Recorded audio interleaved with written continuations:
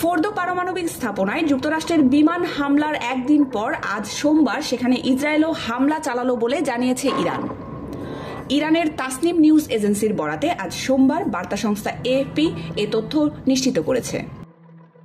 কোম প্রদেশের সংকট ব্যবস্থাপনা বিভাগের সদর দপ্তরের মুখপাত্রের বরাতে প্রতিবেদনে বলা হয়, ফোর্দো পরমাণু স্থাপনায় হামলা চালানো হয়েছে। গত 13 জুন ইরান ও ইসরায়েলের মধ্যে সংঘাত শুরুর পর ফোর্দো পারমাণবিক স্থাপনায় এক দফা হামলা চালিয়েছিল ইসরায়েল। এদিকে ইসরায়েলের সামরিক বাহিনী জানিয়েছে তারা তেহরানে বিভিন্ন লক্ষ্যবস্তুতে হামলা চালাচ্ছে।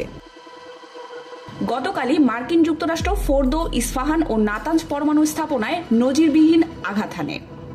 প্রেসিডেন্ট ডোনাল্ড ট্রাম্পের দাবি, হামলায় ইরানের পারমাণবিক সক্ষমতা পুরোপুরি ধ্বংস হয়েছে। তবে কর্মকর্তারা বলছেন, প্রকৃত ক্ষতির পরিমাণ নিরূপণ করার সময় এখনো আসেনি। মার্কিন হামলায় ফোর্দো পরমাণু স্থাপনার অত্যন্ত গুরুতর ক্ষয়ক্ষতি হয়েছে বলে আশঙ্কা প্রকাশ করেছেন জাতিসংঘের পরমাণু পর্যবেক্ষক সংস্থা IAEA এর প্রধান রাফায়েল গ্রোসি।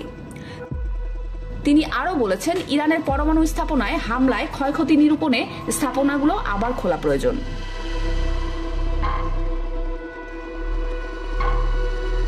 এই ঈদে জামা জুতো অ্যাক্সেসরিজের ডিসকাউন্ট।